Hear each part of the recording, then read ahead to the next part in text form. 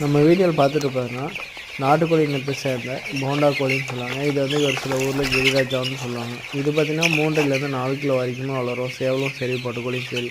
இந்த கோழி வருஷம் ஃபுல்லாக பார்த்திங்கன்னா முட்டை வச்சிட்ருக்கோம். ஆனால் தீவனம் நல்லாவே சாப்பிடும். மேய்ச்சல் விட்டு வளர்க்கலாம், இது தீவனம் போட்டு நல்லா வளர்க்கலாம். தீவனம் நல்லா கம்மி ஃபீடாக கொடுத்தோம்னா சீக்கிரமாக வளரும். நம்மக்கிட்ட போனால் சோனாலி கோழி, கருங்கோழி, வாத்து இந்த மாதிரி எல்லா வெரைட்டியும் இருக்குது. உங்களுக்கு வேணும்னா தமிழ்நாடு ஃபுல்லாக பஸ் வச்சு அனுப்பிடுறோம். 20 கோழிலேருந்து 500 1000 கோழி என்ன நேரடியாக டெலிவரி பண்ணுறோம்.